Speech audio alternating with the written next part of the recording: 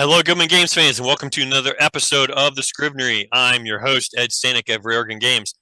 Unfortunately, my typical co-host Trevor had something come up, so he will not be joining us. But as it turns out, we've got quite a full crew for you tonight, as we are going to talk about, you guessed it, the Purple Planet and the project or the crowdfunding that is going crazy about that of late.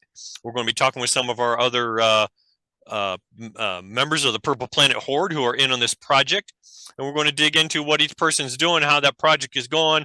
We're going to talk some about the crowdfund, and then we're going to dig into getting some advice from each of these guys for you, the third-party publishers. So we're going to go through and do some other introductions. I'm going to start off with Mr. Aaron Crater. Hey, Tell us about everybody. yourself, buddy. Yeah, you bet. Thanks, Ed. Thanks for having us on your show here. Well, I'm part of Studio 9, and Studio 9 has been doing some Goodman Games third-party projects for a little while. And we got invited to be part of the Purple Planet. So we're supporting the base material by providing an encounter list. Basically, it's 101 random encounters. So like the 101 city encounters that we did, these are random encounters for hex crawls.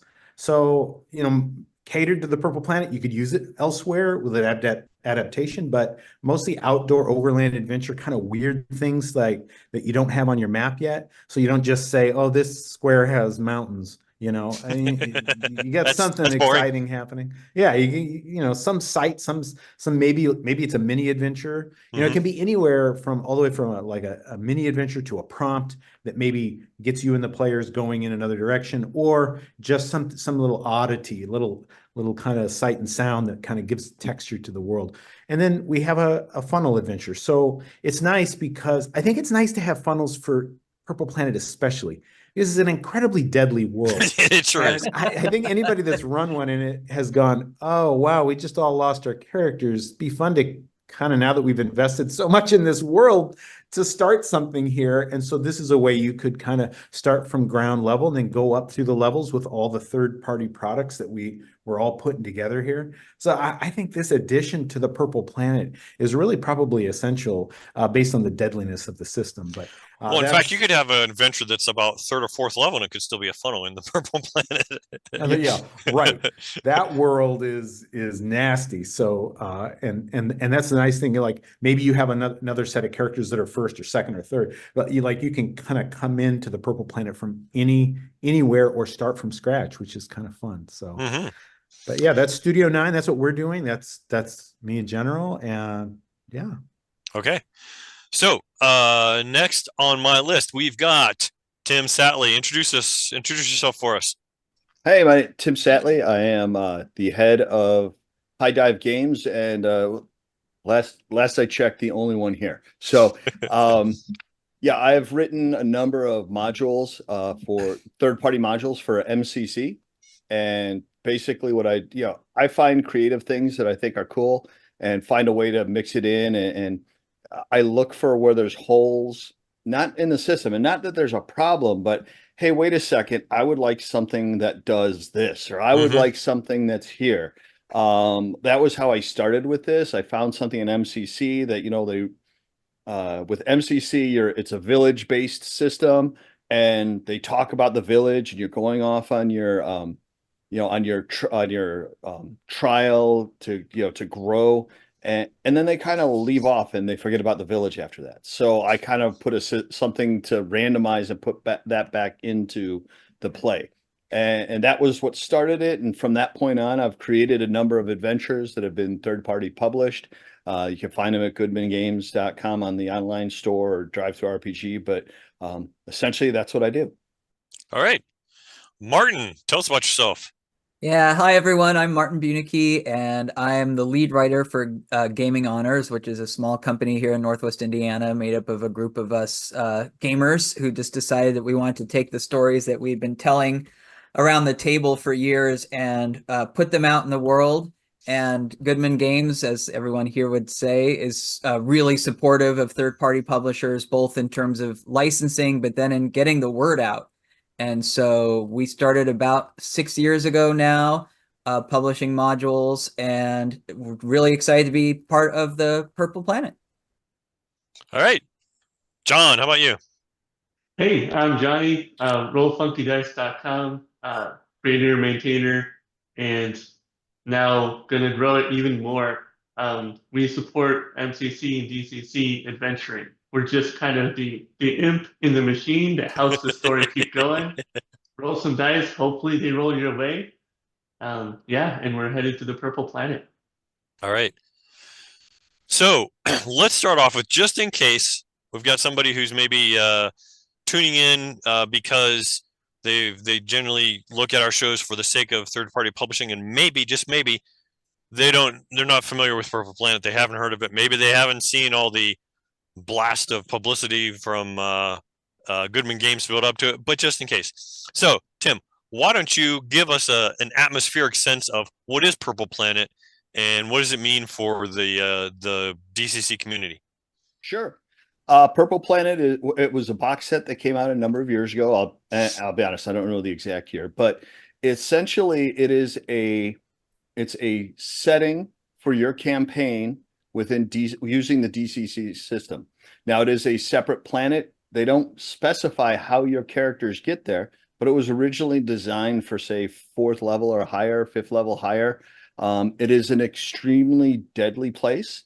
You have a dying sun above that, the ultraviolet rays from it are sapping your stamina as you're traversing around. It's inhabited by weird and strange creatures and a strange humanoid type of thing called the Kith, which is a separate class. Matter of fact, they also have a playable race. You can play a Kith if you would like. The Kith are these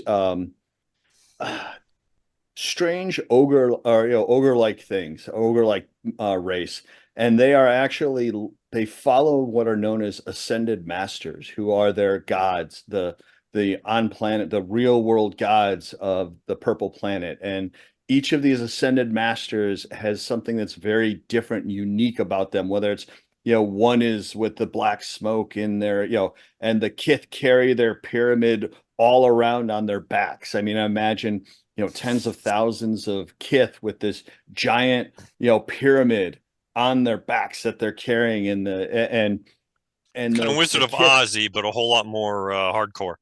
Oh yeah, super gonzo crazy. It just, the setting itself is almost a character, because there's so many things about how the setting affects you, your PCs affect, what's happening.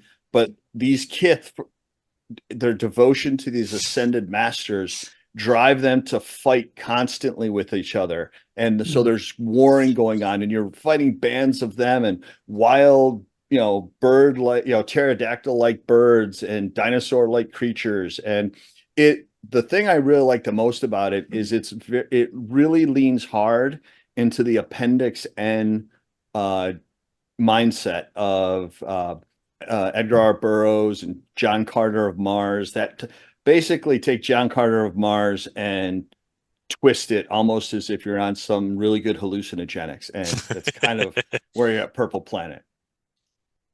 Outstanding. All right, so we're going to go through each project in turn of those represented here. Tell you, before we do that, actually, we have a couple of people who couldn't make it tonight, so I'm going to touch briefly on their projects, and then we will go into those of us who are here. We're going to give you a little bit more background. One thing that I do want to mention, since the funnel had been mentioned, as in the lead up time in this project, at one point, those of us who were writing kind of got together and thought, hey, it would be kind of cool if we, as we're writing these adventures, we space them out in levels, so that you've got a progression, you've got an adventure path, so to speak. So we do have a coverage of, I believe, 0 through 4 when with all of them taken into account. So let's see. Let's look at. Hey Ed, real quick. Not to interrupt, but just in case anybody isn't familiar with it, do we have a link to the Goodman Games Purple Planet project overview, so that just to kind of show where it's at on BackerKit so people can go in and take a look at it. And inside of there are links to all of our projects, but I think just kind of here's the Goodman Games for the release set. Yeah. Elena dropped it into the chat. Awesome. So let's see. John, Yeah, other John, Oh. John who couldn't make it. that's right. Yeah. And John for and James are the missing. Yeah. Yes. And for some reason I'm currently stuck on John's last name. Mar. Mar, thank you.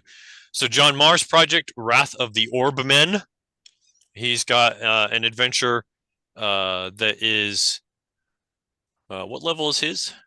I don't see it in the I didn't find it in the description. So he's got an adventure, Wrath of the Orbmen.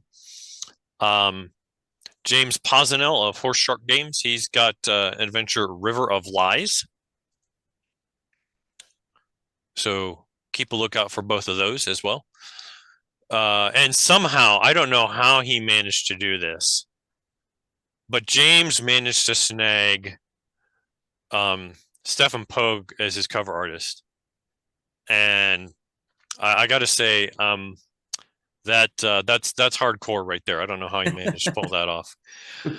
All right, so by the way, Wrath of the Orbmen is a 3rd level adventure. thank you. Sure. Okay, so let's start off with Aaron. I know you kind of gave us a little bit of an overview touching on your products. If there's anything you want to dig into any more on those, or if you want to give us any kind of an insight into what your process was like coming up with your product and what went into it, let's tap into that right now. Sure. Well, I started working on this adventure because I really thought it would be kind of like Tim. I was initially intrigued by MCC, but it wasn't out yet, actually. And so I got a DCC license and got really into that stuff.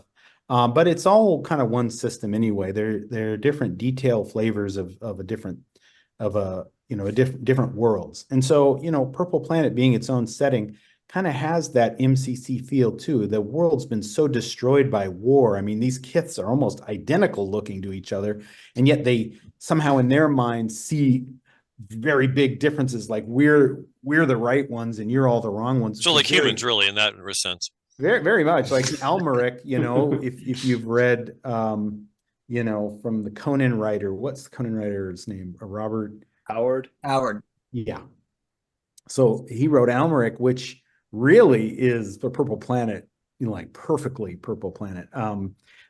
Everybody thinks the other tribe is terribly evil, but they're almost identical. And, just that kind of a concept with this destroyed world and all these artifacts that they don't really understand anymore, and they can't manufacture them, so they're a lot of them are used like in the art and stuff, and in the descriptions they were like they would have a long rifle, but it was like bearing a flag because they didn't even really know how to use it properly. So the players can try to figure out how to use that stuff, and I like that kind of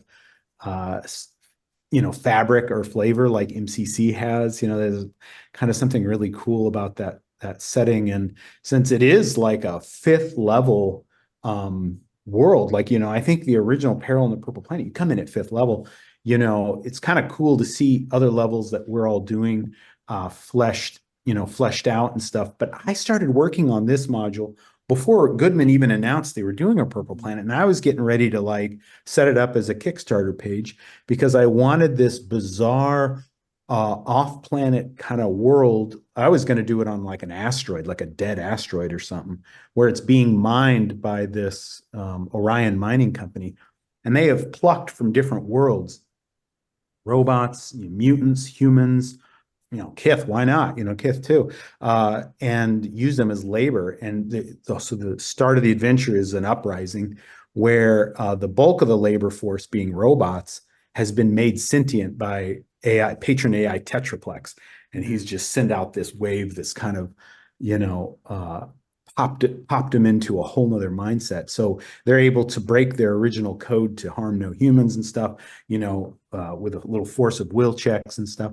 But this idea was seeded and I was working on it. When he said this, I said, oh, I could do some cool, like I did for 101 city encounters, which I really like that, to give a tool to the judge so that when players want to go off track, they're not just hit with what feels like a dead end. They're hit with something that feels alive and vibrant and unusual and surprising, as it is if you were to go out in a city or go out in the countryside and do a real exploration. You'd see and feel and encounter things, that you just would surprise you, which is why people love adventuring. So I wanted that feel, and so I couldn't decide, but I had this other thing I was working on. So I said, I'll adapt both of these into the Purple Planet. So the process of altering those, wasn't that hard. I mean, honestly, I really loved Purple Planet anyway. So I thought this is a great opportunity to put this on a kind of a dark side of the planet, where maybe the rays of that sun aren't as vicious, but it's still, uninhabitable. And yet they've started to terraform it, because I kept that aspect. I needed that aspect. Just like when it was on an asteroid originally, I had them terraforming a portion of it. And so it was all about escape from the clutches of the rule of that area.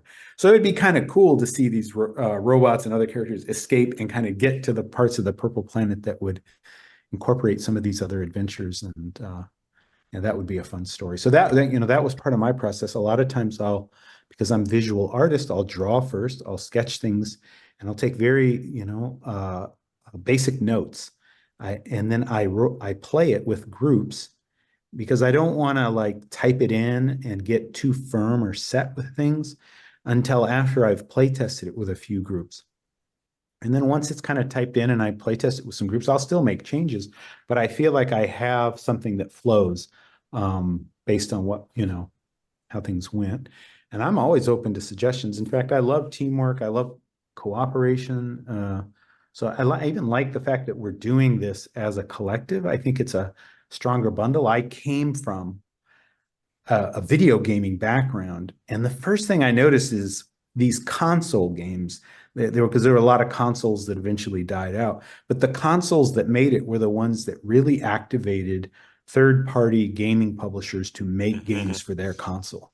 And you could have the most dynamic, best console with the most programming rules, the most rules about everything. But if you couldn't get those creative game publishers to make games on your console, most folks, even if you had the hottest ticket game, they would die out on that. And you also wouldn't attract diversity. So there's lots of different people that could be potentially attracted to the Purple Planet, because the way, Tim's going to do it, the way Ed's going to do it, the way Martin's going to do it, it's going to have its own flavor that's going to attract another element. And that's kind of cool. We want that, we want lots of different kinds of people with different flavors of gaming to be playing in this playground, in this world, and experiencing different things. So I think it's really smart of Joseph Goodman. I think he's a really awesome guy to bring the spirit of collaboration, which, I mean, is inherently role playing anyway, right? You're around the table not to destroy every other player. You're there to like try to succeed together. Tell a story together. Tell a story together and progress that. And so that's really what we're doing, I think, in this body, or this collective. I think we're all adding to something wonderful. And by just the fact that we all got funded, we're now unlocking new stuff, which maybe we can circle back and talk, because I'm kind of talking my head off, but like we can circle back maybe and talk about some of the new stuff that each of us will now make available to anyone backing, just because we've all funded.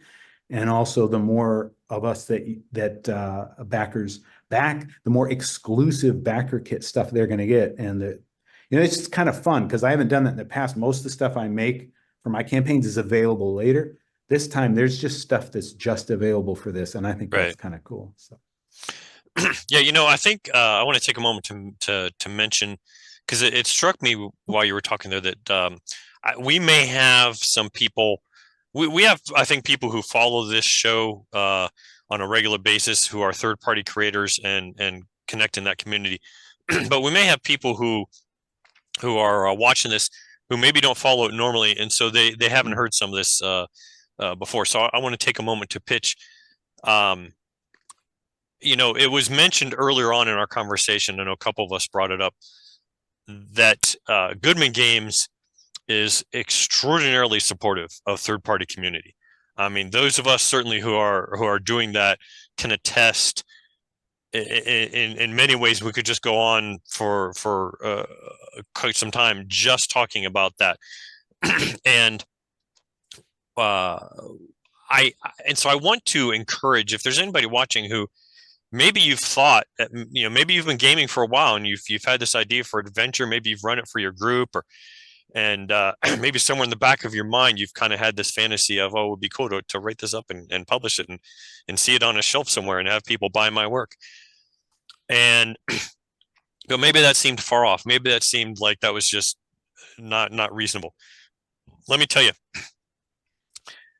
connecting with Goodman Games is a really great way to make that vision a reality, to make that dream a reality. I mean, anybody can go on to DriveThruRPG and you can publish a thing and put it out there, but when it's connected with a gaming company that has a presence, that promotes your game, that encourages people to engage with the third-party creators, it makes a huge difference in terms of people who are going to see and want to play your game, your adventure, whatever it happens to be.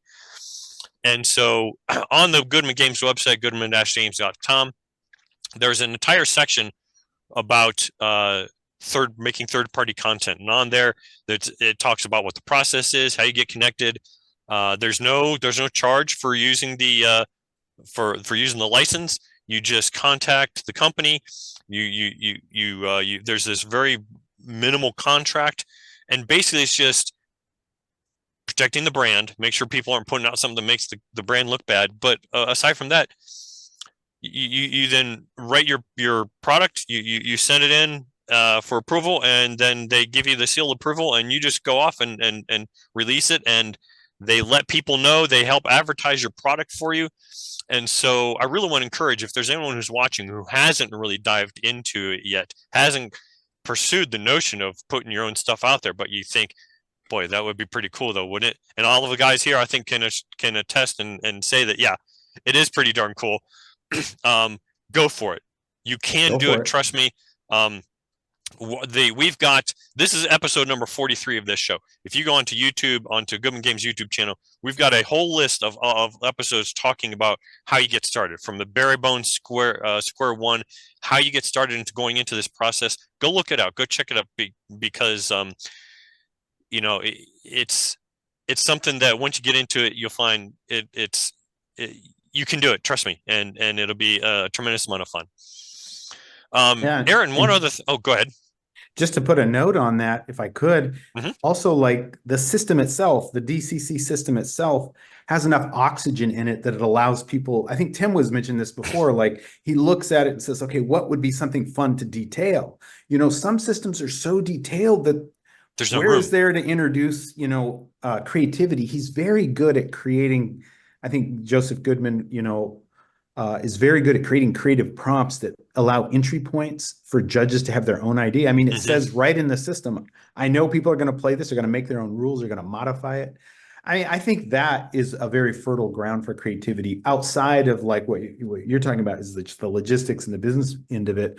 I think anybody also shouldn't be fearful that they're going to do it wrong or miss something. Nah. And there's different levels to do it at, all the way from, like, the zine quest and, like, just, kind of fold it and print it right there, all the way to, like, sending it to an offset printer when you're ready for that level, or hiring an artist or designer to help. There's lots of levels to get in on it at, and you can do it yourself. So yeah, absolutely. Yeah. And along that line, the system is also, because it's a relatively simplistic, maybe that's not the right word, a relatively streamlined system. It makes it very modular, makes it very easy to adapt to if you want to tweak or whatever, or snap a thing onto it in like a Lego fashion. Because it's not a overly complicated system, it makes it easy to do that and not feel like, there's, like you say, like there's no room for it. And if I could jump in right there, I teach a course on writing role-playing games, and I actually use the Goodman Games Dungeon Crawl Classic system for a couple of reasons. One, he's got this great starting package, which is so affordable. The basic the core rule book and module, dice. I mean, you get everything for a really low price. But also, like, I'm dealing with students who might be new to role-playing games. So you go from someone who maybe has never played a role-playing game before to then writing a module that other people can play. I think we all know that there are other game systems which are wonderful, but are rules heavy. And like this is a kind of old school system that you don't have to be so worried about how am I going to perfectly balance the CR level versus the feats that these characters have built. To me, there's enough room that you can really just focus on the story. And then the magic, the magic and the battles, all those things come in and they're fun, but you're not sort of spending hours trying to figure out the algorithm to deal with the min-maxed 4th level monk. It's a really friendly, I think it's a really friendly system for writers.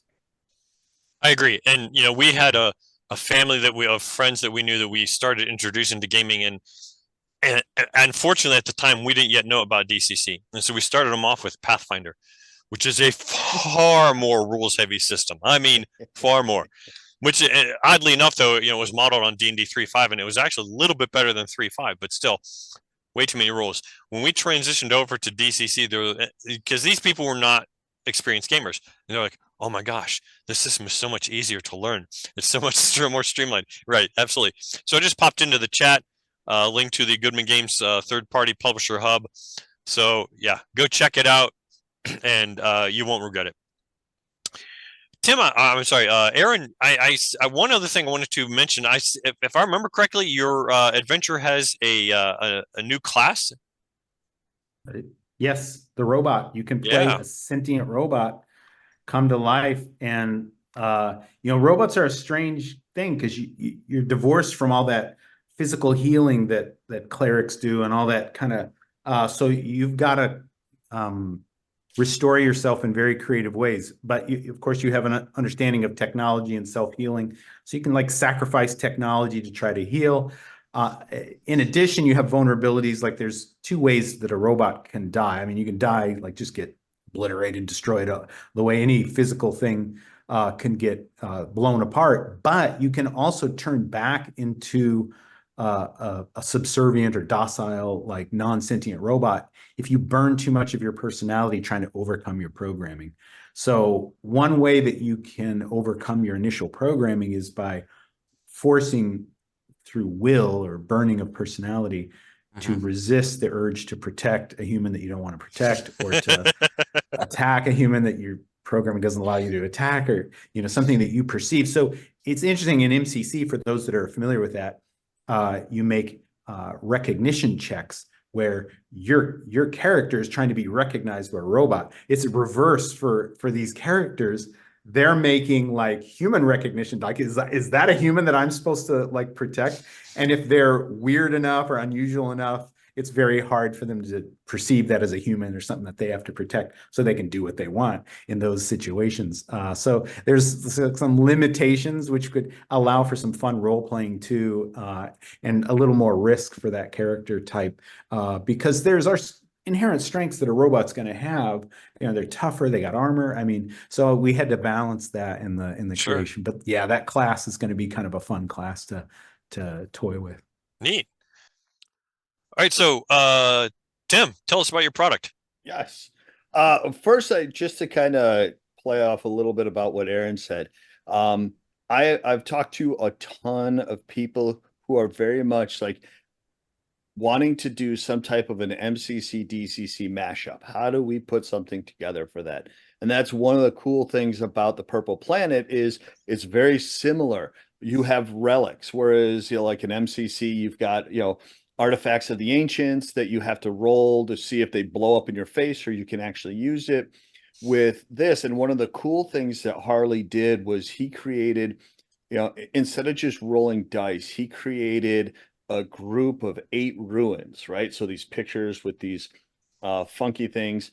And this, it's almost like a combination lock. And this is how you activate ruins. This is how that's how you activate the different relics or artifacts that you're going to find. So now if you do it incorrectly, you could have bad stuff happen. From a judge's standpoint, the greatest part about it is you can literally take the sheet that's got the runes, which I see Aaron has Aaron's right holding there. it up for us. Oh, my camera's not. Oh, you're working. disappointing, Your Aaron. background's There not you liking go. it. There you There go. we That's it. There you go. But Right there. there. But yeah, so Nice. you can go in, you can lay this on the table and say, you see this on the long stick. Show me what you do And with it. what do you do with it? And they Mhm. push this one and this one and this one, and guess what? It blows up. Or no, hey, you figure out how to use it, right? So, Mhm. and then they've got the little thing that where you can keep track of how each one works and what they are. So it's a very, very much of a type of system where MCC and DCC, the two of those come together. And there's a lot of stuff that you can do. A matter of fact, what I did play testing for my adventures on this, I actually had them roll up zeros, and I was like, okay, here's a sheet. That was 2 MCC, 2 DCC players, or 3 and 1, or however they wanted to do it. And they were rolling up from both systems, and then we were running all those parties together. Mhm. So Nice. it was, That's cool. and to kind of talk about when we talk, funny thing, and this kind of just shows the flexibility of everything. I came from the exact opposite way that Aaron did, in that Joseph called me and asked me about doing something based on what I'd done previously, said, hey, this is what we're putting together. Would you like to be part of it? Sure, I'm all in. I read through the entire Purple Planet system. I started playing some games with it, running it at the table for a little bit. And I said, you know what? I really, really, really love Escape from the Purple Planet, the funnel. It's a 0-level funnel. It's like a gladiatorial type situation. And which was really cool to throw an MCC, a DCC, and Kith, PCs in there. People got to play what they wanted. The thing is, the way that one ends, without any spoilers, is you leave the planet, or you can leave the planet. And part of the reason why is because a level 1 character is not going to survive very long. It Mhm. just is. It's tough on level 5 characters and higher, which if you're a 5e person, that's like 20th level. I mean, it's like huge, right? Mhm. So, and that kind of bugged me. I learned about the Purple Planet. I did all this stuff about the Kith and all that. Now we have to leave. I don't want to do that. I want to stay here. So Now you as I can. thought of, yep. So as I thought about things, I'm like, you know what? We need some stuff in between there. And I'm like, what does a baby shark or what do baby fish do when they're first born? They run off into the mangroves, which is a protected area, so that they can kind of grow and survive and learn the skills that they need in order to survive before they're, just by getting bigger, get pushed out into the ocean itself. So what I created is called Random Acts of Violet, with the similarity that violet is a lighter shade of purple. So what I've done is I started with a first level adventure. So it's taking the assumption that you're either coming off of one of the funnels, or who knows, at the end of another adventure, there's a giant explosion of, through a bad spell, a spell fumble, and your entire party is now here on the Purple Planet. Go. So it's first level adventure, the stuff that they run into.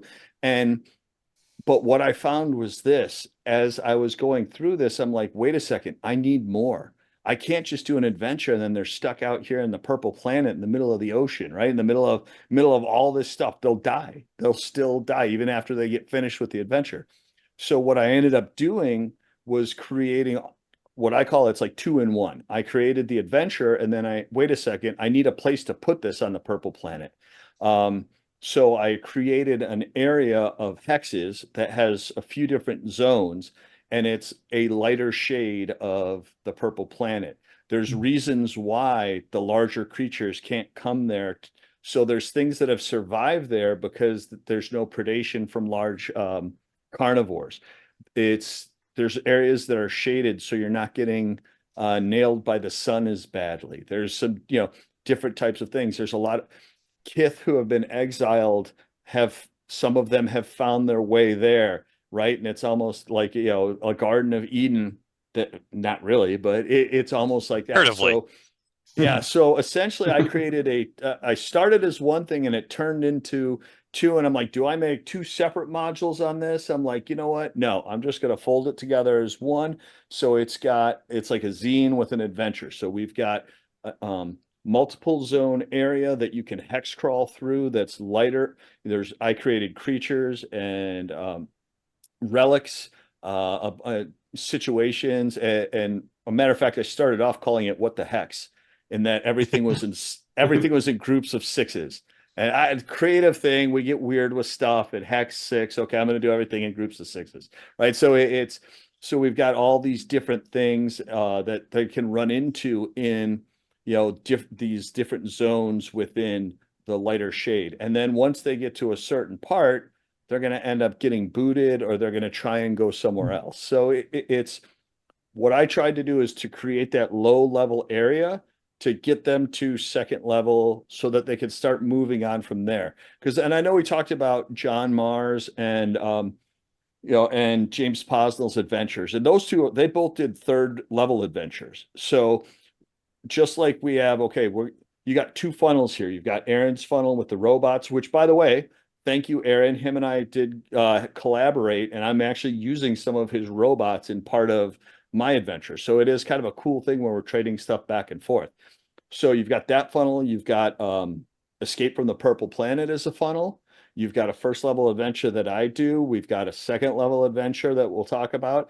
And you've got 2 third level adventures, which are John and James, and then a 4th level adventure as well. So we have what we've built here with the third party side, and what we've done is exactly what I talked about earlier. Here's the hole. Let's do something to fill it, so people have an adventure path that they can go all the way through. And it's interesting how, like I said, Aaron takes one way of the creative process, being more of a visual person. I'm more of a business person. As a matter of fact, I always say I could barely draw my own name, let alone draw pictures. I just not an artist. I come more from the encounters and the writing side and what's a cool story and kind of building it through that way. But it's interesting as we both get to the same place, just coming from a different angle. All right. So, Martin, tell us about what you've got. Yeah, actually that works. Thanks, Tim, for queuing me up there, because my adventure, Oh Happy Dagger, is that second level adventure. And I came to DCC after the Purple Planet. I think it was 2014. So it had already launched, and apparently it's, like even when I got the invitation, I tried to find what was still in print. It was, I mean, there's a reason that Joseph's launched this campaign, is just to get the material back in print. So I had to sort of really learn about the Purple Planet after I got the invitation. I was like, yeah, I'm definitely all on board. This sounds so cool. And I come from a literature background. And so as I started reading the material, and Tim already talked about these 2 groups of Kith who are eternally at war with one another because they worship these 2 houses, these ascended masters who have sort of been at odds for eons. I immediately thought of Romeo and Juliet. And so that's a lot of how I actually work when I'm writing adventures, is I think about, or there'll be something that inspires me about the setting that then I think of a work of literature, and I'm like, wow, there's a real drama there. And so that's what first came to me, was Romeo and Juliet. But having read How to Write Adventure Modules That Don't Suck, which I highly recommend if you're someone who is interested in learning how to write adventure modules, there's lots of great advice in there. And while on the one hand, it's great to take inspiration from great works, you also have to make sure people don't really know what they're getting, so that they think, they might think they're getting one thing, but they're getting something else. So for instance, our cover art really plays on the Romeo and Juliet thing, where you have one ascended master, which is basically a head in a jar on a big robot body, sort of speaking on the balcony to a woman from the other house. It is not going to go that way. Spoiler alert. Yeah, spoiler alert. It's probably not going to go that way. And so in a way, so then I've got second level, and I built it so that if you wanted to just sort of drop in, like somehow maybe through the phlogiston, your heroes are sucked to the Purple Planet.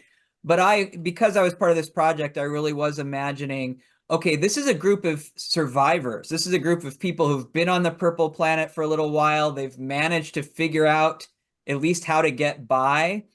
And so they're actually recruited by the sort of the Juliet character who wants to rendezvous with her lover, and can't ask for help from anybody else. She needs somebody who's going to be able to carry her, to get her across the treacherous surface of the planet to this rendezvous. So it's a kind of escort mission that the players are on. And that allowed me to do a lot of the fun crawl stuff that we've been hearing about, sort of take them through the wastes of the plains and take them into the mountains. And I did introduce a new creature. I hope it's okay. They're called the Bisalon. This is sort of like a herd, a herd that's been galloping together so long. They've almost, their horns and everything, they've almost become one life form, and they create electricity from the all the friction of their hooves and their antlers, and so, or of their horns. So here you are in the middle of this waste, and you see the dust on the horizon. And what are you going to do? And I think actually one of my playtesters, Little Sister 303, is in the chat, and she survived that. So it's again, you have this opportunity to be creative, to think about new hazards and new adventures. And that is kind of where it went. And then, of course, because I am a literature nerd, I didn't stop with Romeo and Juliet. There are lots of Shakespearean Easter eggs. Because the purple planet is the way it is, there can be different groups of people who are shipwrecked there, and so they are going to run into a group of sort of interstellar players, maybe. And so there's going to be there's a straight out theatrical break in the middle. So I just really had fun kind of drawing on some literary inspiration. And sounds like we all had this thought. It ends in such a place that it is up to the judge. Like if the players live, and well, the players will live. If their PCs live, let's be clear, we're not killing any players. Well, Purple Planet is awfully hardcore, so yeah, it is so deadly. You finish the adventure, just drop. There will be the opportunity at the end of the adventure. Are you going to stay or go? And can you then go on to the next level? So it is really fun that in a way, I felt like it sounds like we all did, like we're a little bit of a relay race. Like, okay, I'm gonna pass the baton and let those let the party continue. All right, John, tell us about what you've done. All right, so yeah, Roll Funky Dice. Seeks to be unobtrusive to the storytelling at hand. So really, it's serving the players and the judge, and it's not trying to replace imagination. It's just facilitating and abstracting away the dice rolling aspects of it, making custom dice and such, but really being useful to the group as they're storytelling and going through all these fantastic modules that are coming up here. But what's neat about this project right now is we just cleared a stretch goal about having a player view, which is super great. I was probably going to make it anyway. I hoped it would get funded. It did. And what's neat about it is that, like, Roll Funky Dice is for remote teams, remote people to kind of connect with each other. Maybe you used to live in the same area, maybe you don't now, but you still want to play. But with this enhanced player view, now if you're in person and you are perhaps prone to lose your character sheet, prone to leave your dice at home. I'm not saying I've ever done this. That never happened. Yes, he has. I have. It's true, I have. But had I had my character sheet stored up in the cloud with Roll Funky Dice, it would have been much easier. I'd be like, yes, I have it, pull it up, don't have to look at it, I'm engaged, but it's there to help me out.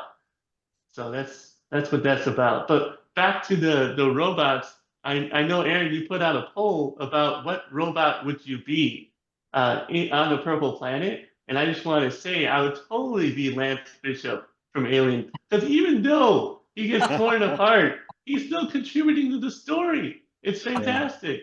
So it's a great poll anyway. I'd be the one from Lost in Space. Danger, Will Robinson. Yes. Danger. Yeah. So the original, not the remake. Well, right, exactly. I thought that was assumed. Here. Okay. So I want to point out for John's sake too, with respect to Roll Funky Dice. It's not just a matter of, oh, you forgot your dice. I run a ton of games at conventions, and I'd say 3/4 or so of the players that I get for DCC events at conventions have never played DCC before. Right. Sometimes I've had people who have never played a role-playing game before. But regardless, if you get a bunch of people who have never played DCC before, now because I've had this pattern, I now bring extra sets of DCC dice. But here's where John's site on your phone would be a really great asset at a table like that to help fill that gap for people who don't have the full set. Oh yeah, that's a great Yeah. point. And in our group, what I love about it is there are dice rolling apps. I mean, you can get dice rolling apps anywhere, but I don't see anybody providing the niche he's providing, which is everybody can see everybody's dice rolls. So Yeah. it brings There's back something that, exciting about that. yeah, it brings out that magic in, the game where you're bated breath watching their dice and you see that 20 come up when you needed it and you're like, oh my God, yes. So Exactly. that collective expression, I think is very dynamic and very worth it. So that part of it is free, right, Johnny? Like anybody can use that Yeah. already, right? For role Yeah, you playing. could use it now. And even with the project getting funded, players will still be able to have their free accounts and be able to engage with it. So let me mention too, if in case someone might know the answer to this. So initially, the level of support that I picked on John's project was before I saw, oh wait, he's got this other option where you can have this ongoing lifetime membership. I didn't see any way on BackerKit to say bump me up to the next to some other level of support. Does anybody know of a way that it'll do that? Because I didn't see one. I know it's possible because I see in my feed where people have switched their level. But I don't know how they're doing. I don't know how it. it's done, because what I did was I went to the listing of support tiers, and it showed them, and it then showed this is your current level. Okay, but it didn't have a button on any of the others. It just had a button on the one I had already done. When I clicked on that, it let me change the dollar amount, but it didn't designate to, hey, move to some other level. So if anyone happens to see that, know And how that's Aaron, you done. couldn't tell they hadn't canceled their original pledge and then pledged again, like you didn't get a cancel notification. I mean, I don't know, I haven't looked. Now, like if you look in what's called feed, it's just called feed, you'll see where sometimes people cancel, and maybe that's what they're doing to do it. I'm not sure, but I'll just see it says original and then revamped or something like that. And there's a column that shows they saw one level, they backed it, and then they went later and somehow upped it. And I'm baffled too. I don't know how you do this in BackerKit. So someone just dropped into the chat where they said change pledge. Essentially, you cancel the pledge and repledge. So that's what they did do. Maybe that's the only mechanism. That's it. John, Yeah. are those lifetime memberships transferable to our next of kin? Wow. Wow. These are the Good things you question. think You're not about at that a old. certain age. Martin and me are starting to think about certain things like All that. right. We Martin's have to have already a having legacy. conversations. Come on, Martin, you're not that old yet. How do you work that into your estate planning? Or we've Yeah, played too many exactly. Goodman games. You just start to think about your mortality when you. No, he All was right. thinking the players do die, not just the PC. That's right. That's right. Wow. I Okay. know Johnny loves that question though. That's when he'll be dreaming about tonight. So yeah. Stretch goal, That's Johnny. right. That's right. There you go. Email me. Okay. All right. So let me tell you about my project, Memories of the Purple Planet. So one thing that's interesting is I didn't have a discussion with anyone about the nature of ending. So I find it interesting that several of us worked in at the end this option: should you stay or should you go?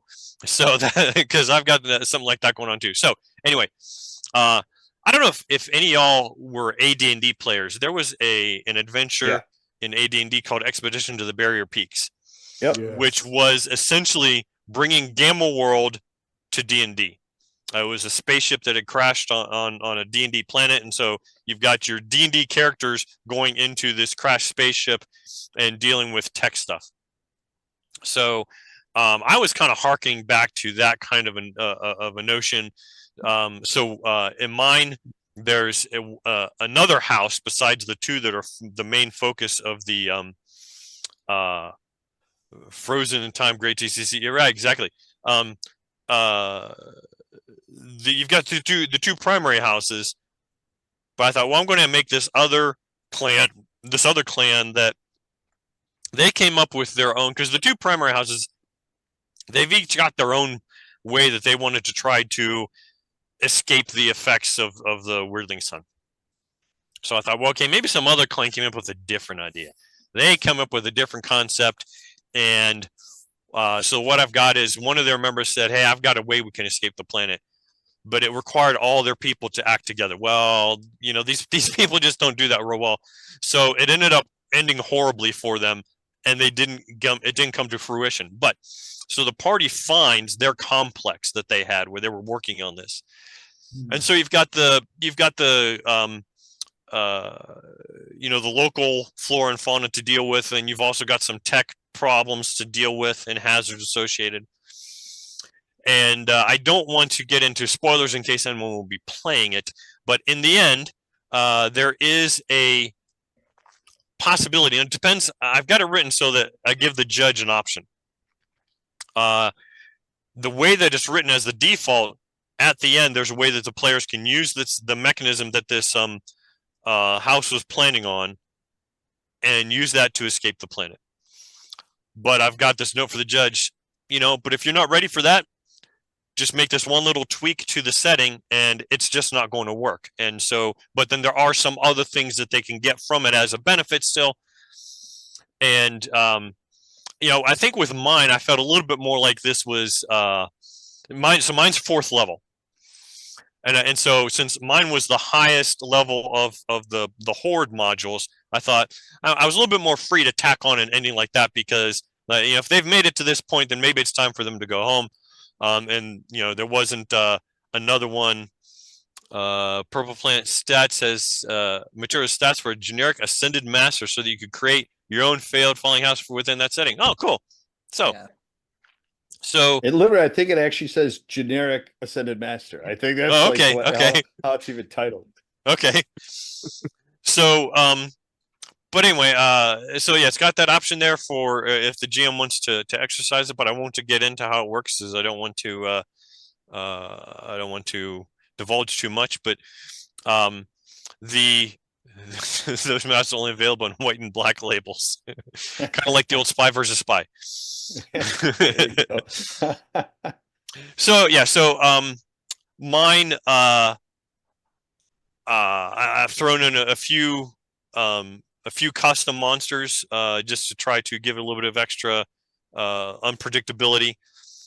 A few more entanglements with the tech, just to give it a little bit more a thing that you've got to kind of problem solve. And also then if you don't deal with that well, it can go horribly wrong for you, just like it did the house that tried all this stuff. And so one of the things too that we've got is, as one of our stretch goals, which I think we've hit this one, if I remember correctly, is the drop-in encounters. So that the project that you get you'll get a drop-in encounter that is meant to be something you can put into whatever other kind of Purple Planet adventure you're running. And so my drop-in encounter was likewise yet this other house that had this other idea of how they were going to deal with it. And of course, for them, it also went horribly wrong, but in a very different way. So they all, things went really bad, and the energy they were trying to use to turn them all into these even more abomination than a Kith is. So, and then of course, one of the things too that was a feature that we've got as for the backers only is the runes that have been mentioned. Well, there's different, I guess, each person got their different legendary take on, well, what are they really for? What is their original meaning? And each one of these is different. And so, you could mix and match them, or you could just say this one is real, the others are all fake, and let your players come across these and let them try to figure out what's what, and sort that out themselves. And that could be a whole separate game thread in and of itself. Ed, are either of your ascended masters who are planning to get off to sort of deal with this? Was any of that inspired by Superman? I don't know why this didn't occur to me till now, but the sort of like, oh, we gotta get on a spaceship and get off the planet. Superman did not occur to me. I'm doing it now, man. Okay. You're gonna be a Jor-El. Wow. Get your super baby off the planet. All right, party Yeah. on. All right. So I think now that we've gone through and down through that, I wanted to pose a question for everybody. Did we hit on everyone? We hit all the projects, didn't we? Okay. Yeah. I wanted to pose a question for everybody. For me, this has been the first thing that I've been involved in that has been of this kind of level of collaboration. The very first book that I put out, that I published, we had 3 people writing, myself, my wife, and my kid was in on it. And every other book since, except with one exception, but the vast majority of my books, the entire project has been just me.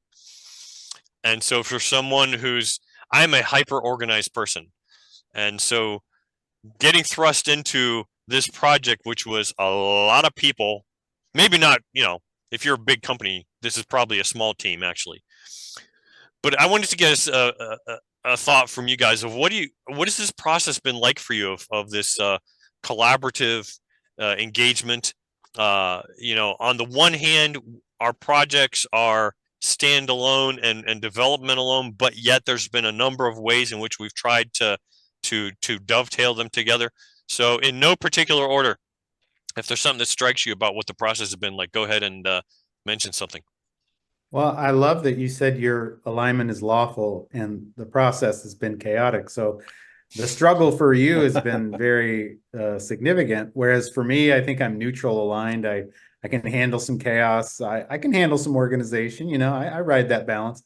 But I think once again, it comes back to that thing we talked about where there's so much latitude and oxygen in this system for judges to make it their own, that to have tropes that are connected and to have a lot of things that are dissimilar is just kind of perfect for DCC. It's just what you want. Like if everything just kind of streamlined a little too on a rail, I think it would take away that natural creativity that a judge wants to have, so that they go 1 through 3 and then pop off the planet, or maybe come in the planet at level 2, or just come in at level 1 and everybody dies and they go back to 0. I mean, you just got anything and everything, different combinations. And so that is chaos, that is craziness, but that's what creativity kind of emerges from. But there's just enough organization for me to not lose my mind as well. So, and I like that we had a lot of meetings that, whenever you make things more complex,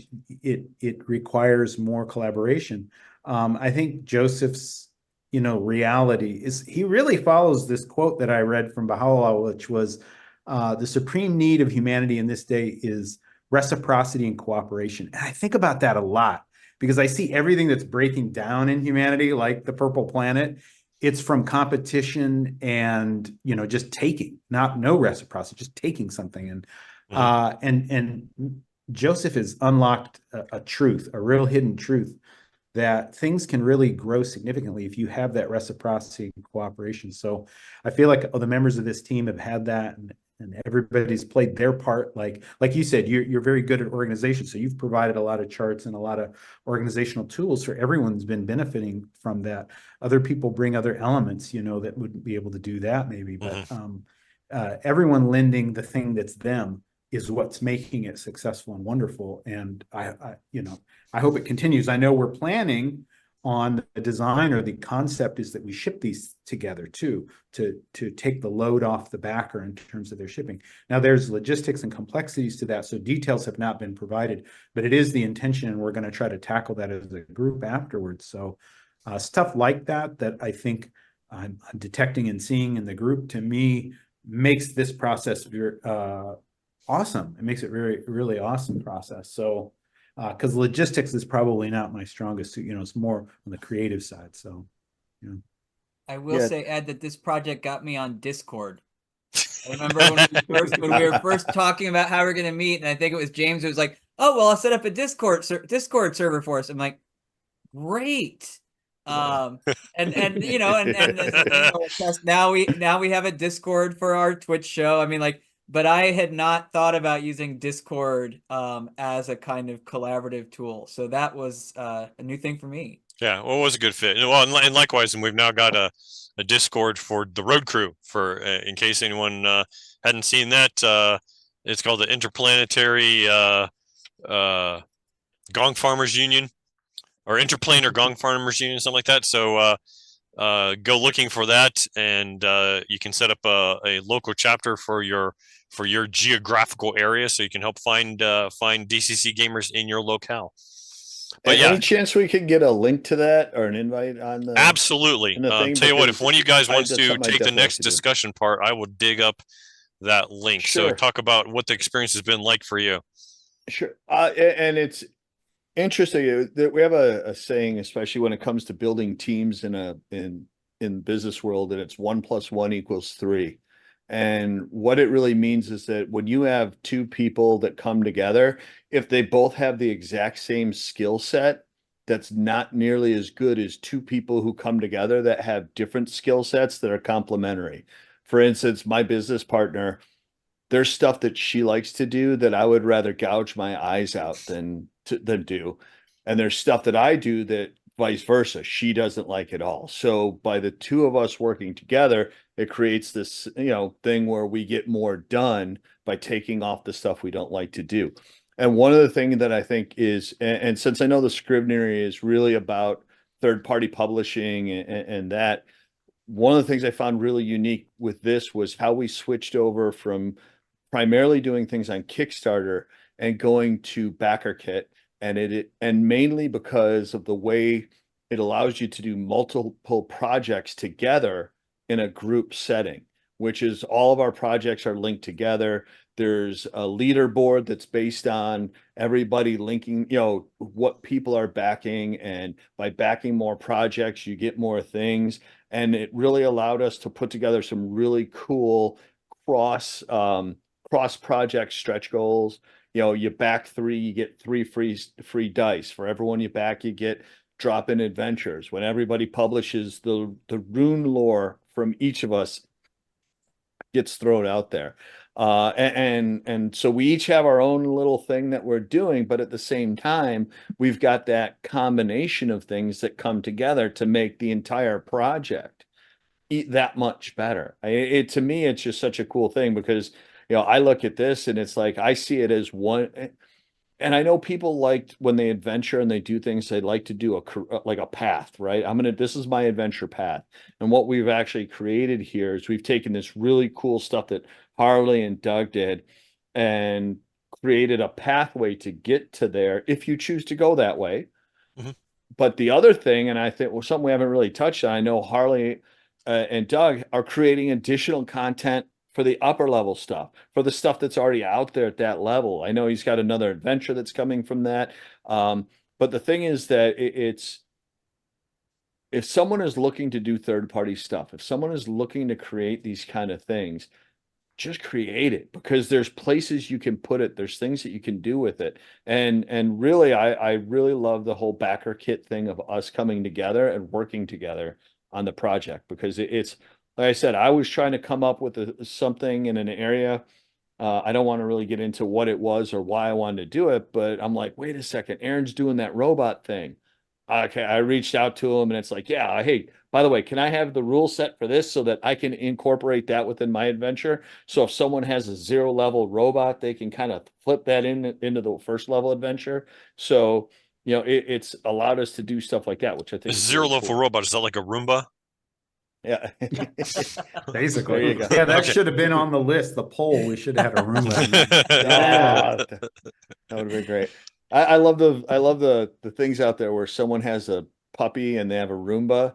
and the puppy makes a mess of the floor, and the Roomba just drags it everywhere. It's like, hilarious. So Yeah. just dropped into the chat the Discord link for the Interplanar Gong Farmers Union. If anybody wants to get in on that action, just follow that link to join the Discord. And one of the text channels that's in there is new chapter submission.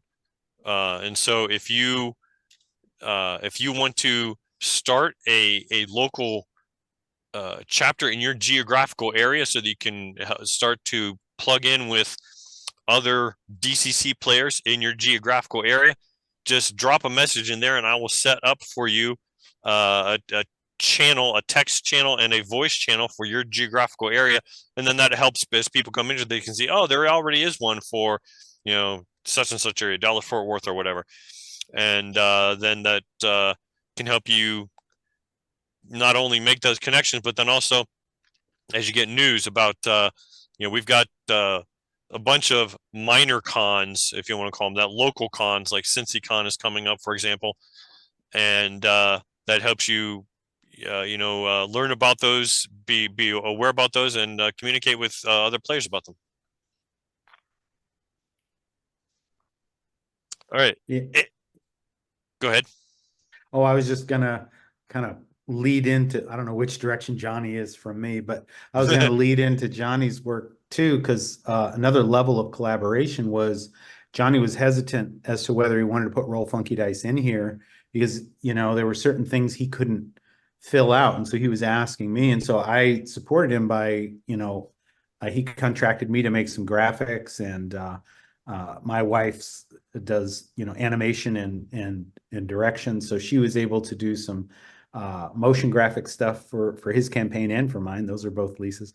But like, that's the kind of thing like that we all support each other. Like anybody needs anything from anyone else. Like there's other third-party publishers that are, they're better at editing, and I contract them to do editing work on my pieces. And there's a lot of third-party publishers that I support with art design stuff.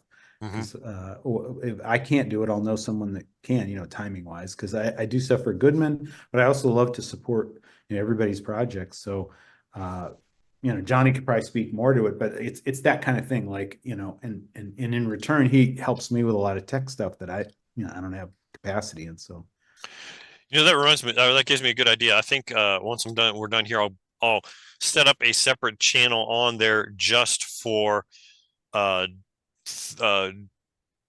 publishers to ask each other questions.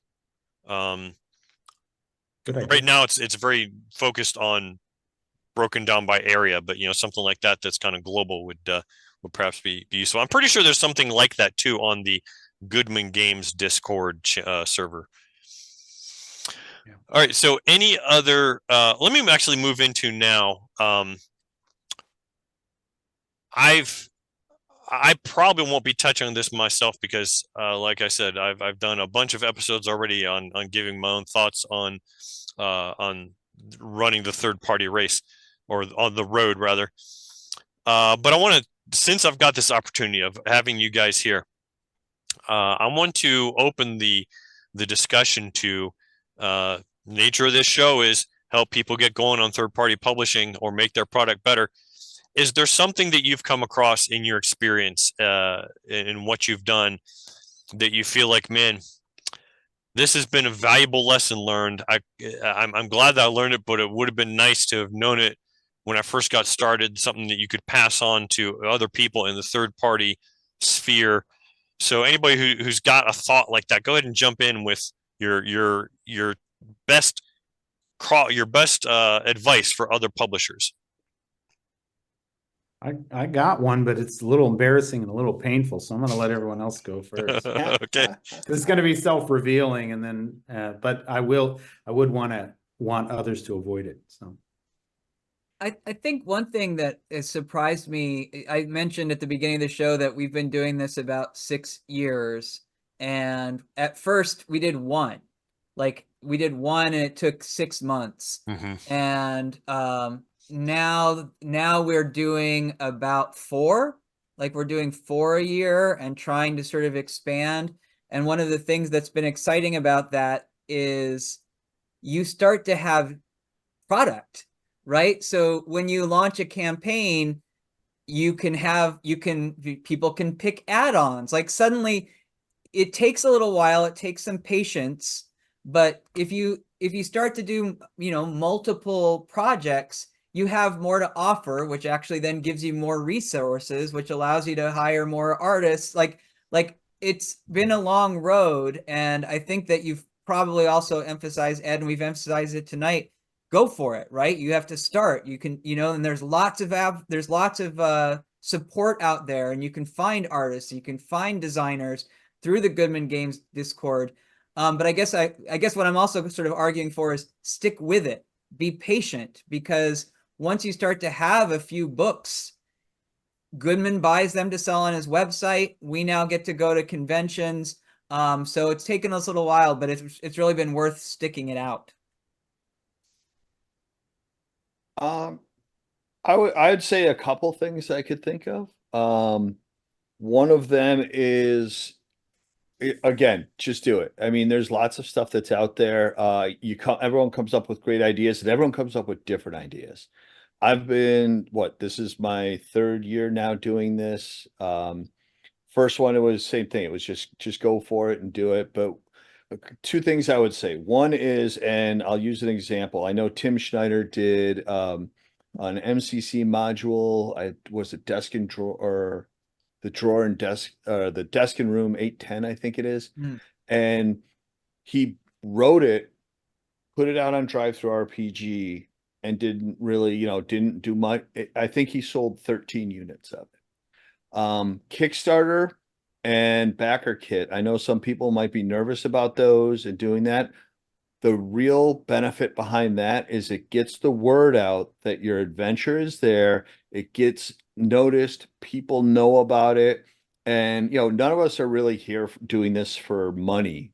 We're here because we have ideas and we want to put stuff out there. And you get a much bigger splash in the beginning when you actually do a Kickstarter, do it in conjunction with Zine Quest, do it in conjunction with something else. But really, that's your big marketing push in the beginning, to just let people know about it. And then you get to the point where now you've done 4, 5, 6 of these over time. And then, like Martin said, you've got now you've got content people are picking up as add-ons, or they pick one up and they're like, wow, I really like this. What else did this person do? And they'll go and they'll find it. The other thing I would say is, my life is stressful enough as it is without this stuff. I would say create what you want to do, however you're creative. If you go from the art side first and then build it from there, or if you do what I do, which is I create encounters and then come up with the storyline to put it all together in a nice package and wrap that, have that done before you kickstart it, before you go out and do it. One of the worst things, or what really frustrating for people, is when they back something and then they're waiting for a year, 2 years, and the person's like, well, I'm almost done writing it. And it's right. Why wasn't this written before you backed it? So matter of fact, my first 4 projects were completely done before it even went to BackerKit. So before it went to, Kickstarter. You don't need the stress. It's not worth it. I got enough gray hair. I don't need more. So I would suggest for other people, do the same thing. Have it mostly done, if not all the way done, before you launch it. Yeah. And even if, part of your point of the Kickstarter is or the crowdfund, regardless of what platform, is to get, for example, money for artwork. Well, you can still do all the writing and layout and then leave space in your layout. There's going to be a graphic here. There's going to be a graphic there. Like Trevor talks about, he does that. And so the bulk of your hurdle has been cleared. So yeah, I agree. You don't want to be in a position where you're disappointing your backers. That's not the way to build up a loyal following for future campaigns. And I agree with what you say about the impact of the campaign.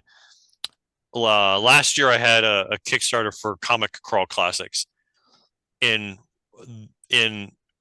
the couple weeks that was live, I sold more copies of that than I had in any of my other books that had been out for several years.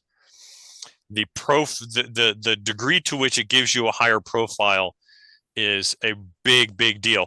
And we have multiple episodes in our, if you look through our past catalog, where we dig into how to do crowdfunding, how to do it well. So that's certainly something that you can look into as a resource. And so yeah, I agree. That's a very useful avenue. All right. Who else has a general bit of advice for the for the third party potential people?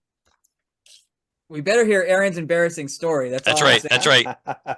He already teased us. Bring it. All right. Well, Johnny, do you got anything? You want to I'm not a publisher. stall for time?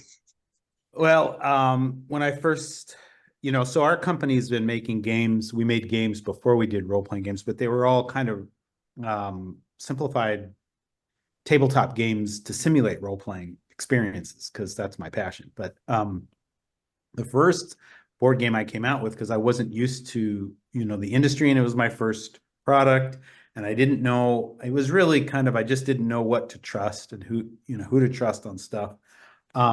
But I think, like, I learned over time to be trusting and generous with people. Like, if somebody, like a reviewer, came to the booth and said, we're going to do a review, can we get a review copy?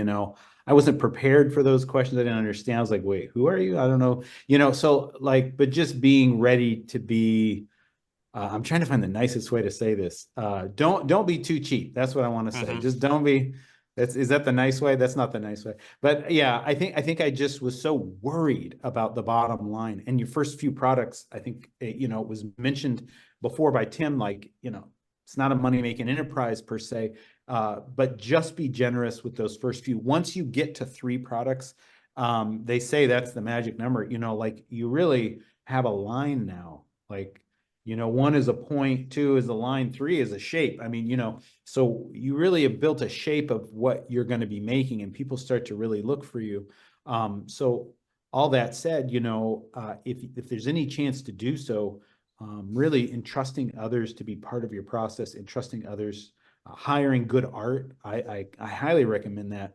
I know I can't tell you how many things I see where I'm like, I'll bet that's really well written, but it's very hard to trust that. Unfortunately, there's a universal language. It's called shape language, and people learn it before they learn words. So the second they see certain things, it registers in them, and they start telling stories to themselves before they've read a word of what you've done. So don't sabotage good writing. Don't sabotage good ideas by going too cheap on your art and design. Now, that being said, if you got a cousin that's, or you got a little art acumen and you just can't afford anything else, do it. Get the idea out there. Don't worry about that.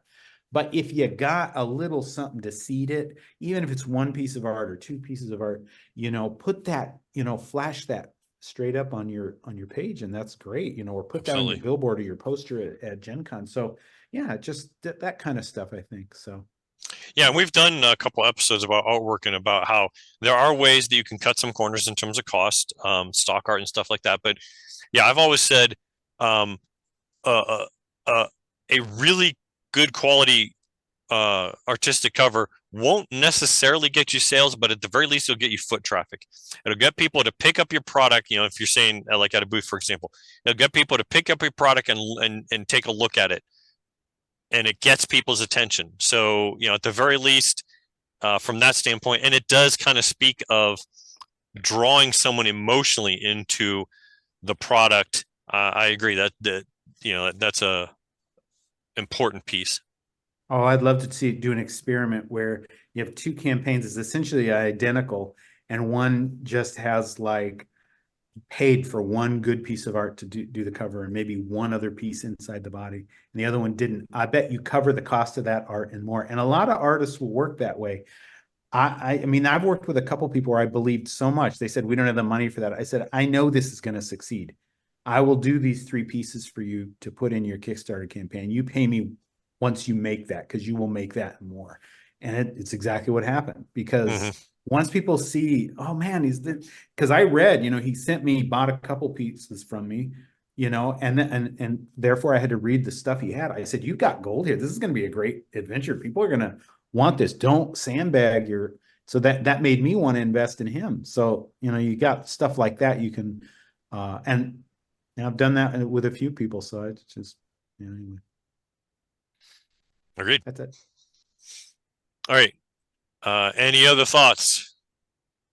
All right. So I would encourage you all to drop by, if you haven't already, drop by the main Purple Planet launch page for the Goodman Games campaign, and you can check out the whole scope of it there, and you can see from there the collective page for the Horde, and take a look at each of these great products. And I think you're going to find that this is going to be a lot of fun and be a part of this process. Thanks. Yeah. Ed, can yes. I add one thing real quick? Absolutely. I totally forgot about this, and it's one of my favorite things of this whole thing.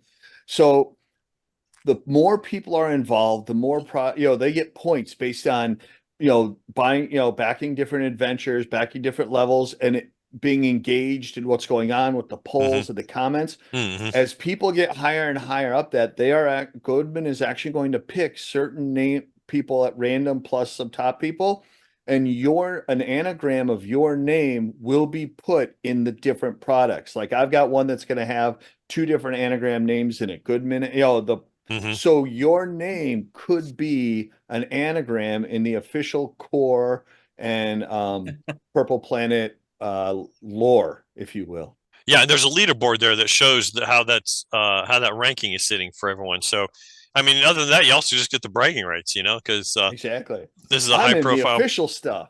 That's right. Gotta climb to the top of the Kith Mountain. Yeah. All right. See this guy I just killed? That was my name. That feels a little self-abusive, but yeah. Defeat yourself. Defeat your dark side. Yeah.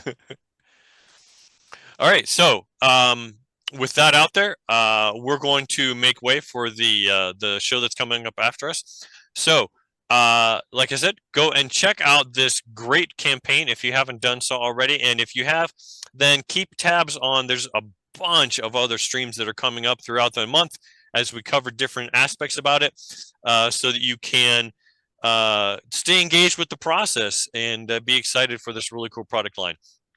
And until such time, in 2 weeks, we've got Harley Stroh is joining us, and we're going to talk Purple Planet as well as various other third-party publishing topics. And so until then, Scrivenery out. Good night, folks. Night, everybody.